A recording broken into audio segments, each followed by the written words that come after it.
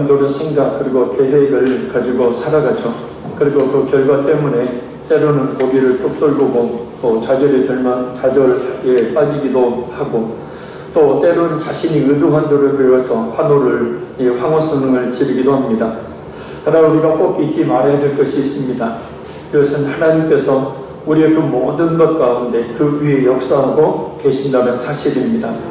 오늘 본문을 통해서 우리는 그것을 다시 한번 지난 시간에 이어서 확인할 수가 있습니다. 구체적으로 어떤 내용일까요?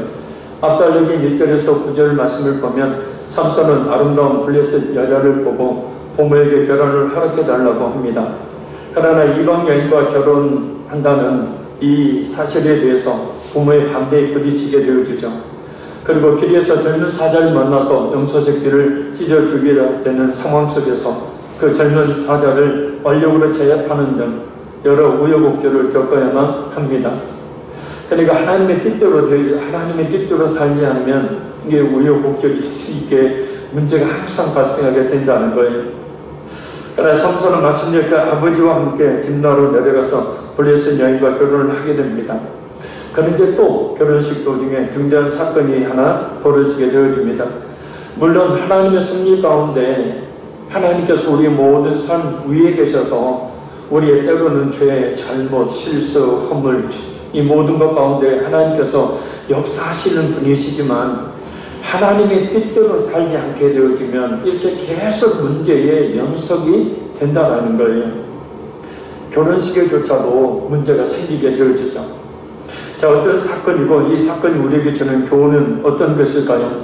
이 자리에 계신 우리의 성령 하나님께서 우리 마음을 만지셔서 깨달아 알게 하시는 은혜로 우리 마음 모두 가운데 충만하게 임하여 주시기만을 간절히 소원합니다. 말씀을 듣지 못하게 방해하는 악한 영들이 이 시간 모두 떠나기를 간절히 소원합니다. 우리 10절 말씀 같이 읽겠습니다. 삼손의 아버지가 여자에게로 내려가매 삼손이 거기서 잔치를 베풀었으니 청년들은 이렇게 행하는 풍습이 있었다. 아멘. 삼손의 아버지가 여자에게로 내려가매 그 삼손의 아버지가 먼저 내려간 이유는 바로 신부의 아버지에게 줄 지창금을 지불하기 위해서입니다. 이 지창금을 지불하고 난 뒤에 이제 삼손은 그 블레셋 여인과 결혼이 성사가 되어집니다. 그러니까 삼손은 고대 근동지역의 풍습에 따라서 이 7일 동안의 결혼잔치를 베풉니다. 그런데 문제는 삼손이 이스라엘의 결혼 풍습이 아닌 블레셋의 결혼 풍습을 따랐다는 거예요. 그러니까 계속해서 틀어지는 거예요. 오늘 본문의 이 잔치라는 말은 이 원어를 보면 마실 것, 마시는 행위를 뜻하는 여회를 의미하는 말입니다. 그러니까 이방 여인과 결혼한 삼손이 술을 마셨다라는 것을 짐작케 하는 그런 말이에요. 사실은 분명히 술을 마시면 되지 않았는데 말입니다.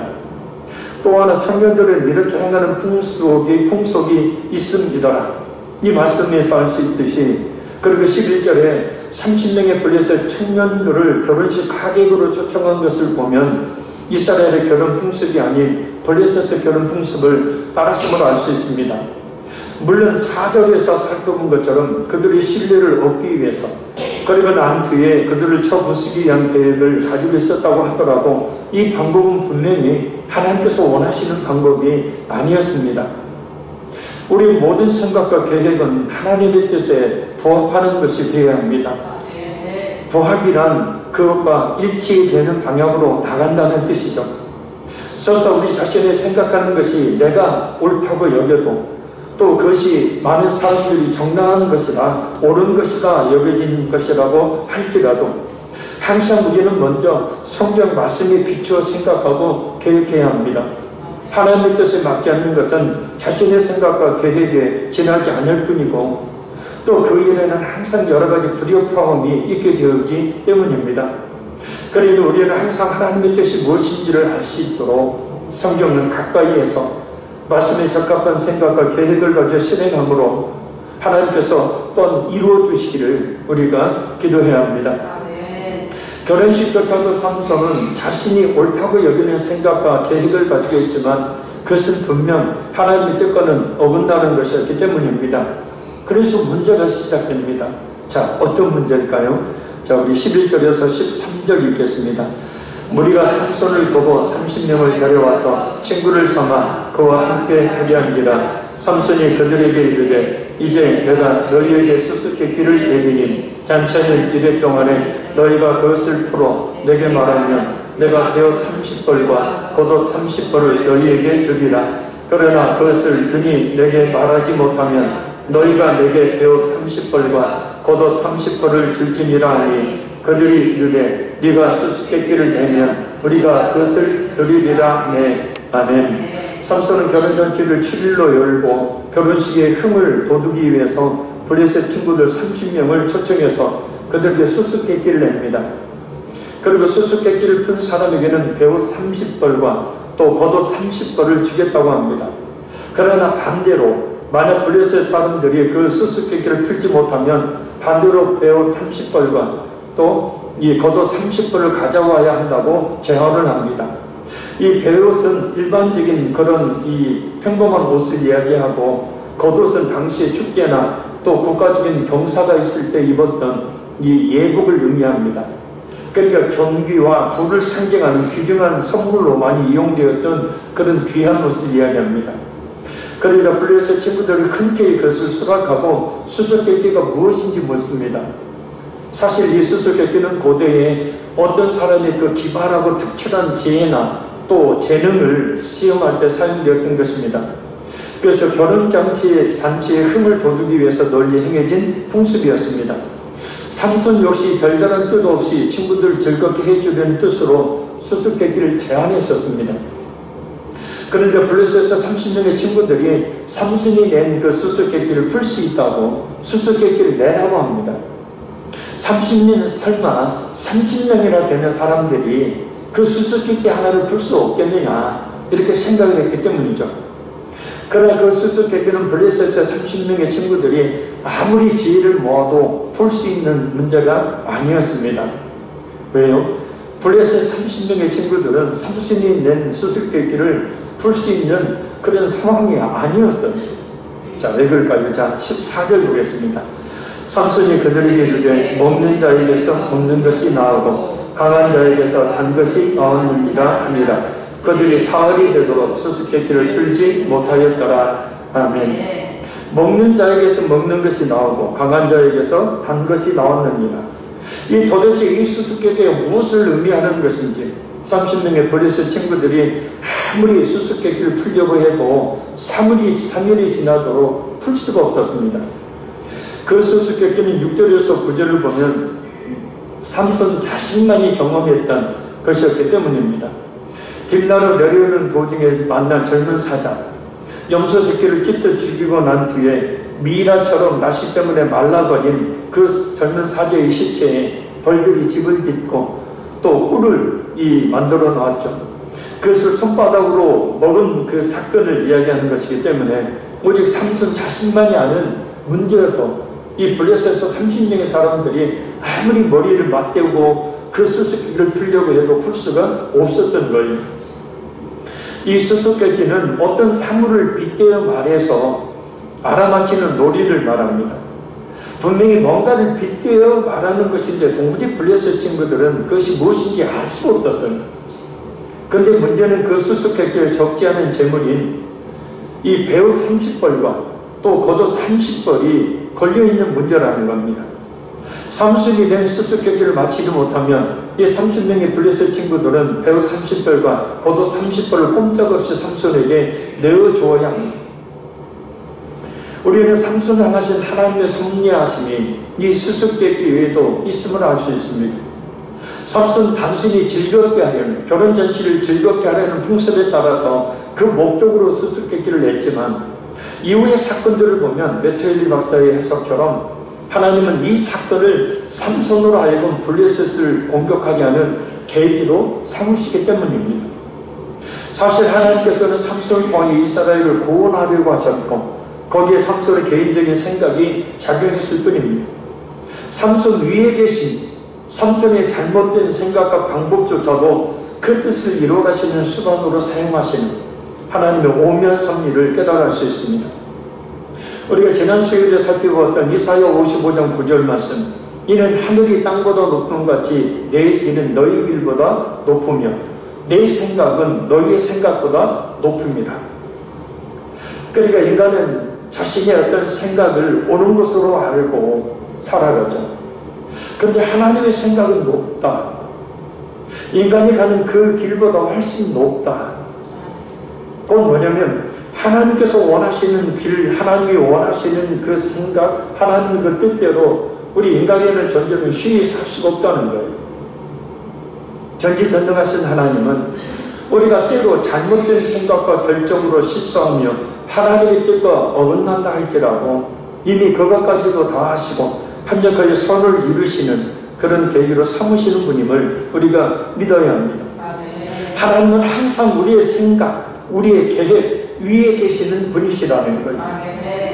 따라서 정말 예수님을 진실하게 믿어 하나님의 자녀가 된 그런 성도에게는 이런 합력하여 선을 이루어 가시는 하나님의 분명한 섭리가 있습니다. 그 선이란 성도 각자에게 정말 하나님께서 이루시기를 원하시는 것, 정말 성도에게 필요한 것이죠. 분명히 말할 수 있는 한 가지는 인간 자신의 한계와 연약함을 깨닫고 모든 것을 주관하시는 하나님을 향한 진실되고 굳센 믿음을 갖게 하는 계기로 삼으신다는 거예요. 우리가 꼭 알아야 될 것이 있습니다. 그것은 우리의 생각이나 계획, 그리고 우리의 실수나 허물, 또 우리의 모든 삶 위에 하나님이 계시고 하나님이 그 모든 것들을 모든 것 가운데 역사하신다는 거예요. 그래서 하나님께서 이루실 그 뜻을 분명하게 이루어 가신다는 거예요. 그런 믿음이 우리 모두에게 있어야 합니다. 그럼 어떤 상황 속에서도 결코 절망하지 않을 것입니다. 이 화요일날 어떤 분하고 우리 정희순 전사님하고 식사를 했는데 원래는 제가 식사를 대접해야 됐는데 그분이 솔직히 말씀드리면 우리 교회에 쌀 20포대 보내주신 분이죠. 그분이 이제 식사 대접을 한다고 식사를 하는 가운데 얼마 전에 겪었던 자신의 이야기를 하시는 거예요. 근데 침대에서 떨어지셔가지고 이빨 2개가 부러지고 이 머리가 찧어서 머릿속에 그 뇌출혈이 발생을 한 거예요. 굉장히 위험한 상황이죠. 그래서 이제 이 2개는 이제 임플란트를 하려고 치료를 받으셨고 또 이 머리에 있던 그 피를 뽑아내는 수술을 받으셨대요. 그러면서 한다는 이야기가 뭐냐면 이 얘기였어요. 저는 이것을 하나님의 징계라 생각해요. 몇아들씩 갑자기 이것을 하나님의 징계라 생각해요. 아니 왜요? 제가 뭘 잘못했는가 보죠. 뭐 하나님의 뜻이 있겠죠. 물론 성격이 호탕하니까 그렇게 이야기할 수도 있지만 어떻게 보면 그 작은 일을 또 어떻게 보면 그 큰 사건을 말입니다. 하나님의 징계로 하나님의 뜻을 하나님이 뭔가 그 뜻을 이루기 위해서 자기에게 그런 일을 행해 가셨다는 거예요. 그러니까 그렇게 보니까 문제는 간단하게 해결이 되는 거죠. 할렐루야. 그런데 그런 시각이 우리에게 필요한 거예요. 우리 모든 것 위에 하나님이 계신다면 하나님의 역사하심이 있다는 거예요. 그래서 그분은 그것을 이야기하시면서 더 하나님을 향한 그런 진실한 그런 믿음을 가져야겠다는 고백을 하는 모습을 보고 오히려 제가 은혜를 받았습니다. 다시 말씀드립니다. 우리의 생각, 우리의 계획이 대단히 지혜로운 것 같지만 하나님 앞에서 사실은 아무것도 아니죠. 하나님은 항상 우리 위에 계셔서 섭리, 곧 하나님의 모든 것을 그 하나님의 뜻대로 이끌어 가시는 분이에요. 이것이 하나님의 섭리입니다. 그 하나님께서 바로 우리 아버지가 되시니 우리는 늘 말씀대로 살기를 힘써야 합니다. 그럼 하나님께서 원하시는 길을 가게 되어지고 그 결과는 항상 평안과 그 결과는 항상 하나님의 은혜와 축복이죠. 내 생각대로 살다가는 정말 힘든 고난의 길을 갈 가능성이 많기 때문입니다. 이 삼손 중에서 우리는 그것을 깨달을 수 있죠. 자, 우리 15절에서 17절까지 말씀 읽겠습니다. 일곱째 날에 이르러 그들이 삼손의 아내에게 이르되 너는 내 남편을 빼어 그 수수께끼를 우리에게 알려달라 하라. 그렇지 아니하면 너와 내 아버지의 집을 불사르리라. 너희가 우리의 소유를 빼앗고자 하여 우리를 청한 것이 아니냐. 그렇지 아니하냐 하니 삼손의 아내가 그의 앞에서 울며 이르되 당신이 나를 미워할 뿐이요 사랑하지 아니하는도다. 우리 민족의 수수께끼를 말하고 그 뜻을 내게 알려주지 아니하도다 하는지라. 삼손이 그에게 이르되 보라 내가 그것을 나의 부모에게도 알려주지 아니하였거든 어찌 그대에게 알게 하려 하였으나 7일 동안 그들이 잔치할 때 그의 아내가 그 앞에서 울며 그에게 강요함으로 일곱째 날에는 그가 그의 아내에게 수수께끼를 알려주매 그의 아내가 그것을 자기 백성들에게 알려주었더라. 아멘. 7일째가 되어도 수수께끼를 풀 수 없었던 블레셋 사람들은 삼손의 아내인 블레셋 여인을 찾아가서 삼손을 깨워서 그 수수께끼를 알려달라고 그렇게 요구합니다. 만약 알려주지 않으면 너와 내 아버지의 집을 불사르리라 라고 협박을 합니다. 그래야 삼손의 아내는 삼손에게 울며 불며 자신에게 그 수수께끼의 그 답을 알려달라고 조릅니다. 알려주지 않으면 그것은 당신이 나를 미워하는 것이고 사랑하는 것이 아니라는 거예요. 아내의 유혹에 넘어간 삼손, 자신의 부모에게조차도 알려주지 않았지만 결혼잔치에서 계속 울며 불며 답을 알려달라고 애원하며 강요하는 아내의 요구를 이기지 못하고 알려주게 됩니다. 삼손의 아내는 답을 그 즉시로 자신의 동족들에게 알려줍니다. 마침내 블레셋 사람들은 잔치 마지막 날인 7일째 삼손이 낸 수수께끼의 답을 얻어냅니다. 남자는 여자의 눈물이 약하다는 말이 있듯이 울며 불며 수수께끼의 답을 알려달라는 아내의 간청을 이기지 못하고 삼손은 답을 알려줍니다. 그러나 이 또한 하나님의 섭리 가운데 있음을 알 수 있습니다.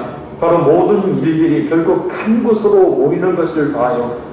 모든 상황들을 삼손으로 하여금 결국은 블레셋을 치게 하는 계기로 삼으시는 하나님의 섭리 말입니다.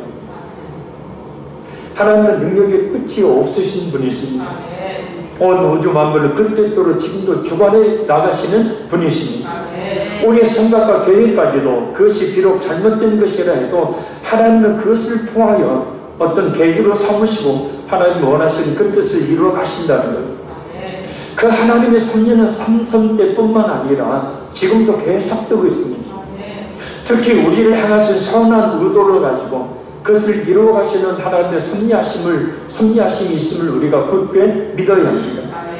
현재 내게 벌어지고 있는 일이 내 뜻대로 되지 않는다 할지라도 그 내 뜻대로 되지 않는 일 가운데서도 하나님은 분명히 선한 목적을 이루시려는 그 뜻을 분명히 가지고 계신다는 거죠.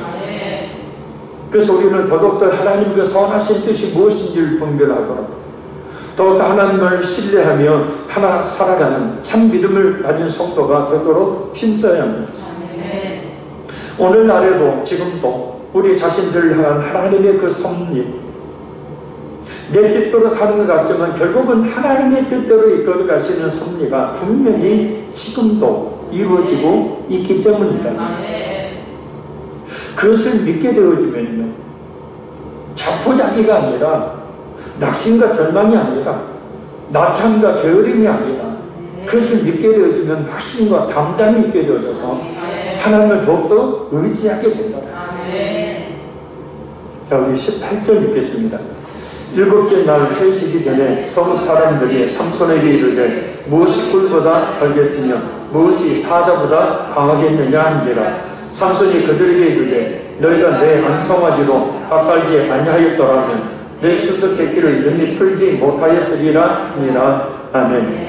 혼인잔치 7일째 되는 날 해지기 전 이제 수수께끼에 대한 답을 제시해야 되는 약속된 시간이 되어서 삼손을 찾아온 블레셋의 30명의 사람들은 무엇이 꿀보다 달겠으며 무엇이 사자보다 강하겠느냐 라고 삼손이 낸 수수께끼에 대한 답을 맞춥니다.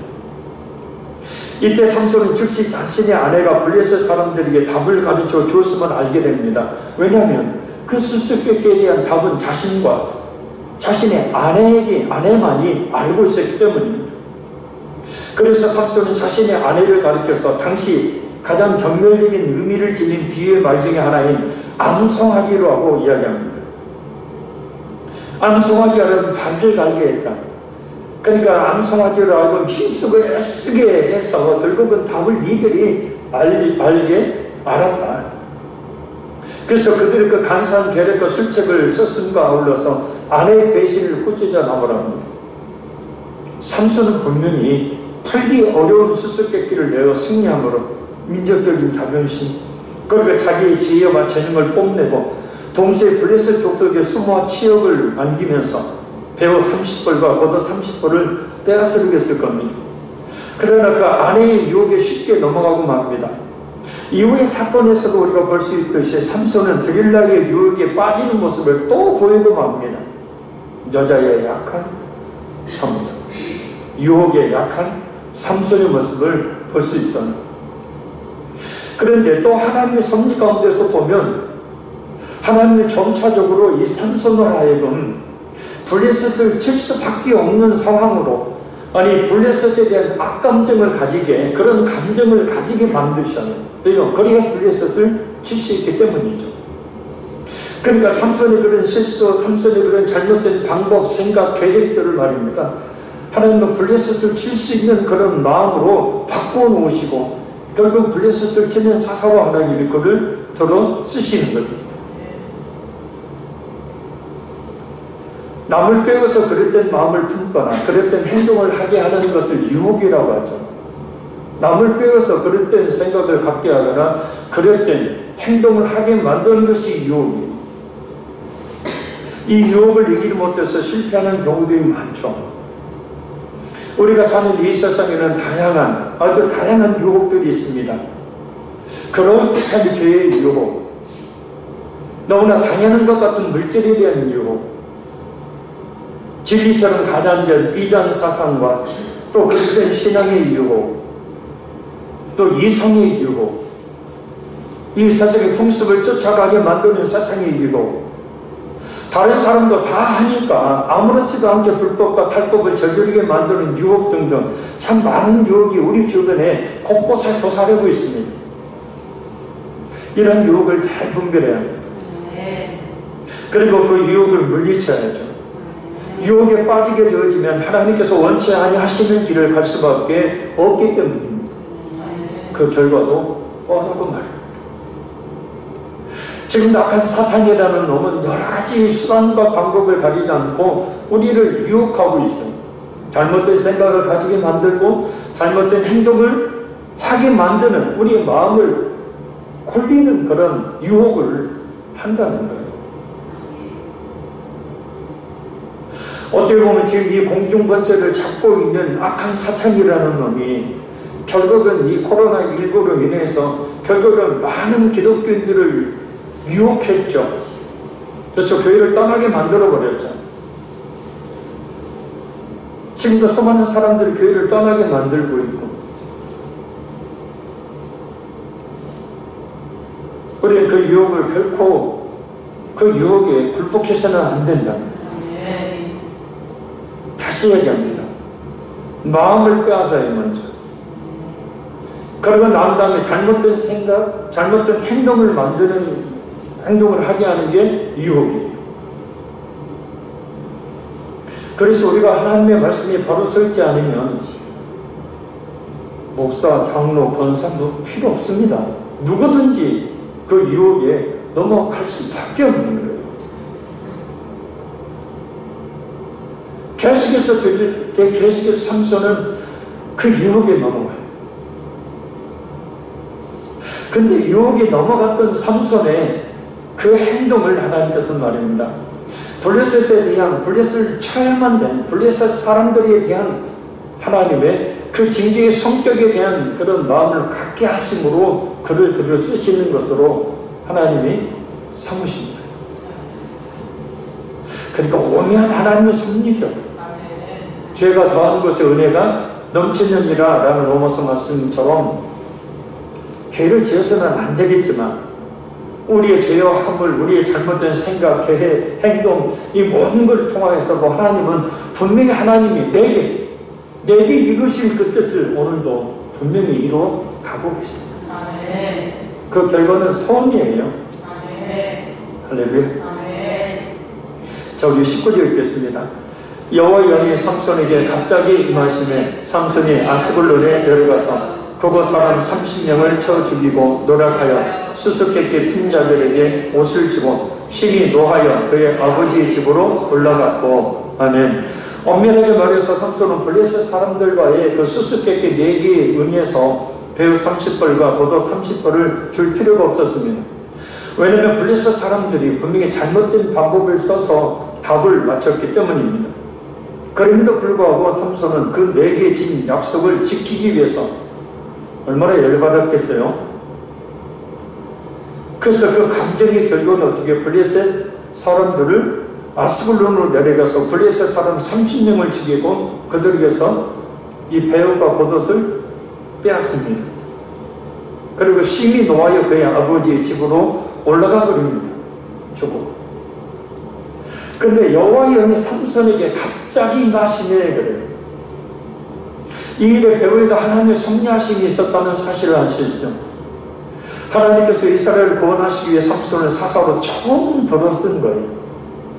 할렐루야. 비록 30명을 쳐 죽인 사건이지만 처음 사사로서 블레셋을 친 사건입니다. 혼자의 힘으로 어떻게 30명을 이겨 죽겠습니까?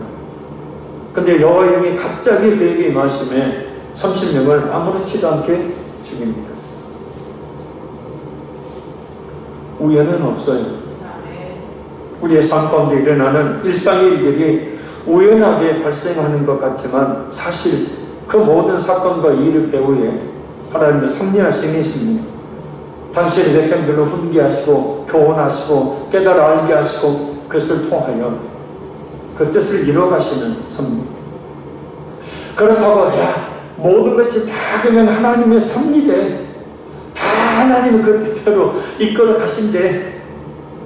그렇게 무개념으로 살아서는 안 되죠. 그냥 가만히 있어 무능하게 살아서는 안 되죠. 하나님의 뜻을 분별하게 힘써야 되고 그 하나님의 뜻대로 살기를 힘썼을 때 하나님께서 그 후에 능력으로 역사를 하시는 겁니다. 아멘. 오늘 본문의 삼손의 경우는 특별한 경우 가운데 특별히 역사하신 사건이었기 때문이에요. 자, 우리 마지막 20절 읽겠습니다. 삼손의 아내는 삼손의 친구였던 그의 친구에게 준 바 되었더라. 아멘.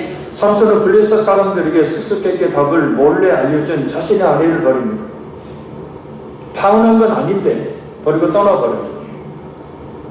그리고 그 여인은 30명의 블레셋 청년 중에 한 사람의 아내가 됩니다.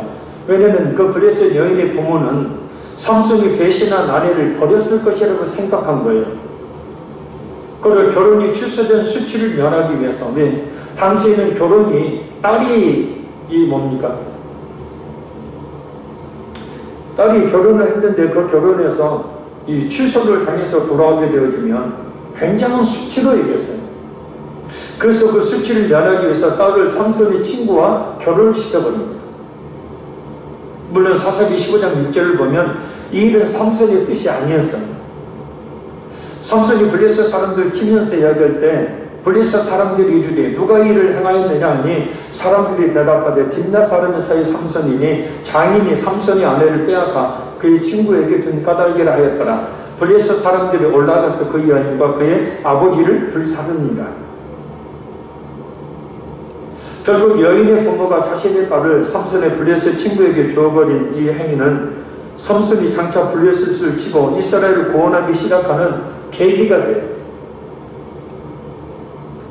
버리긴 버렸지만 아직 파혼을 하지 않은 자신의 아내를 말입니다. 감히 블레셋 다른 청년에게 결혼을 시켜버린 사건이에요. 그래서 사사기 15장 7절에서 9절에 삼손이 이렇게 이야기합니다. 너희가 이같이 행하였은즉 내가 너에게 원수를 갚고야 말리라 하고 블레셋 사람들이 정강에 넓적다리를 크게 쳐서 죽이고 내려가서 에돔 바위 틈에 머물렀더라.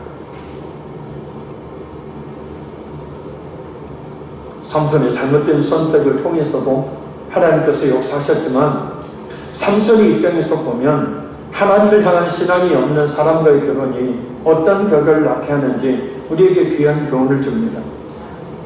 예수 그리스도를 믿지 않는 사람과의 결혼이 어떤 격을 보여주는지를 잘 알 수 있게 해요. 그래서 성도들은 할 수만 있다면, 성도의 자녀들은 할 수만 있다면 불신자나 타 종교인과 결혼을 하지 않도록 해야죠. 불신자와 멍해를 같이 하지 않아야 합니다. 왜? 영적으로 유익이 없고 오히려 그것으로 인해서 영적 싸움을 계속해야 되는 고난을 겪어야 하기 때문입니다. 물론 그것 위에도 부르짖어 기도하니까 하나님의 유익이 있기는 있겠지만, 그러나 참 한 영은 주님 앞에, 그게 가족이든 자식이든 자녀든 주님 앞으로 데려온다는 것은요, 엄청난 고난을 겪지 않으면, 엄청난 기도를 하지 않으면 쉬운 일이 아니기 때문이에요. 고린도후서 6장 14절에 16절 말씀입니다. 너희는 믿지 않는 자와 먹이를 함께 매지 말라. 의와 불법이 어찌 함께하며 빛과 어둠이 어찌 사귀며 그리스도와 벨리알이 어찌 조화되며 믿는 자와 믿지 않는 자가 어찌 상관하며 하나님의 성전과 우상이 어찌 일체가 되리요. 우리는 살아계신 하나님의 성전이라. 이와 같이 하나님께서 이르시되 내가 그들 가운데 거하며 도를 행하여 나는 그들의 하나님이 되고 그들은 나의 백성이 되리라. 아멘. 그래서 혹시 믿지 않는 그런 이 결혼을 했다면 정말 많이 기도해야 합니다. 아멘. 믿지 않는 자녀들이 있다면 정말 많이 기도해야 합니다. 정말 많이 기도해야 됩니다. 그리고 그 영적 싸움을 수도 없이 싸워야 되잖아요. 근데 그것이 아까 말씀드렸지만 유익은 큰 유익이 있게 되어져요. 왜요? 그래도 다른 사람에 비해서 가족들의 구원을 놓고 누구보다도 간절히 기도하기 때문에 그 위에 하나님의 풍성한 영적 은혜가 임하는 것은 분명한 사실이에요. 그러나 애초의 시작부터 앞으로는 그런 일이 없도록 해야 되고, 그래서 믿지 않는 가족들이 주께로 돌아올 수 있도록 간절히 기도하고, 그래 집에서 죽어야 되고, 믿지 않는 남편 앞에서 죽어야 돼요. 왜 큰 소리 땅땅 치고 살아요? 믿지 않는 자녀들한테 왜 아버지 어머니 노릇하려고 해요? 하지 마세요. 죽어야 됩니다. 그 영혼 살리려면 내가 죽어야 되잖아. 한 알이 미리 땅에 떨어져 죽지 아니하면 한 알 그대로 있고 죽으면 많은 열매를 맺느니라. 예수님의 영혼 구원의 법칙으로 주신 말씀이에요. 근데 나는 살아있고 주님 앞에 나와 기도만 해요. 입술로 구원해달라고. 자녀들 앞에서 그냥 부모 행세하면서, 믿지 않는 남편 앞에서 남편을 막 진 눌러가면서 잔소리 해가면서 예수님 깨달으고 기도하는데 무슨 의미가 있겠습니까? 고난만 계속 길게 되는 거죠. 내려놔야죠. 할렐루야. 자기가 죽는 일밖에 없어요. 개인적인 이야기지만 저도 예수님께 전에 집사람이 얼마나 많이 눈물로 금식하며 새벽으로 밤으로 하루도 쉬지 않고 하루 종일 일하고 얼마나 피곤할까요? 일을 하면서 좋을 정도로 얼마나 피곤하고 지쳤을까요? 근데 이 못난 남편 구원하려고, 구원해달라고 새벽으로 밤으로 하루도 쉬지 않고 힘들게 이루고 교회 가서 철회하고 새벽기도 마치고 와서 잠깐 눈 붙이고 또 끼니도 거린 채 또 일하고 또 밤 되면 또 교회로 아이들 재우고 가서 기도하고 한 3, 4년 그렇게 했죠.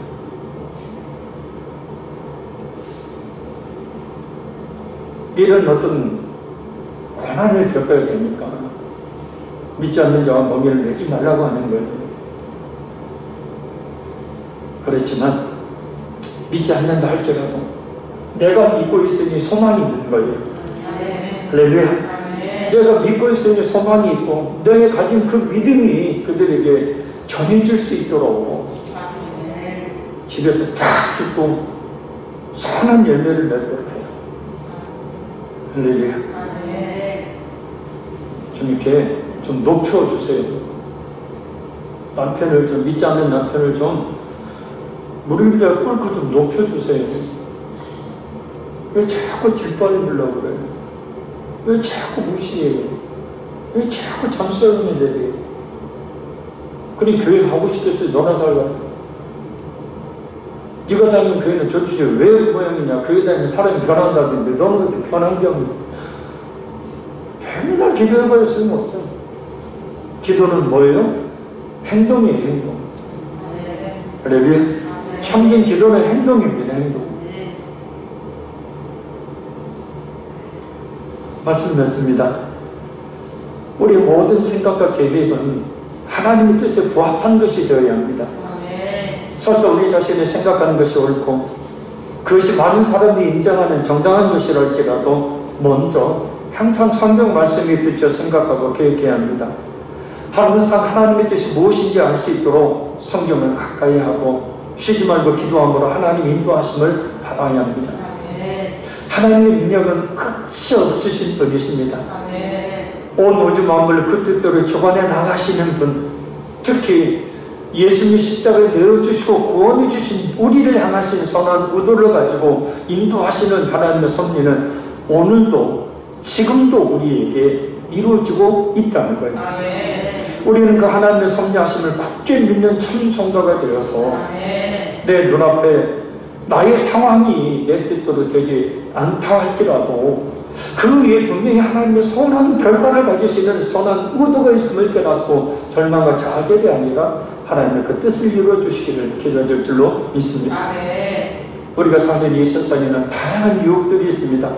죄의 유혹, 다양한 것 같은 물질에 대한 유혹, 진리처럼 가장된 이단 사상과 그릇된 신앙의 유혹, 이성의 유혹, 세상의 풍습, 다른 사람들도 다 아무렇지도 않게 나도 불법과 탈법을 저들게 만드는 그런 유혹들, 왜 너만 잘 안 해?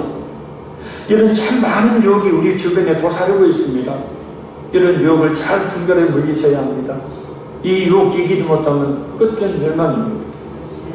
우리는 할 수만 있다면, 또 성도의 자녀들은 할 수만 있다면 불신자와 결혼하지 않도록, 불신자와 몸위를 매지 않도록 해야 되고, 지금 그런 상황이 있다면 정말로 눈물로 기도해서 그 사랑하는 가족들을, 사랑하는 자녀들을 하나님께서 구원해 주시도록 우리 자신이 한 알의 밀이 땅에 떨어져 썩어 죽듯이 하는 기도를 드려야 합니다. 그러면 우리에게 큰 영적 유익이 아울러 있기를 줄로 믿습니다. 우리 말씀을 붙들고 기도하고 우리 내일 시험 보는 우리 우성이 위해서 기도해 주시고 또 우리 이현 집사님 수술 받는데 위해서 좀 기도해 주시기를 바랍니다.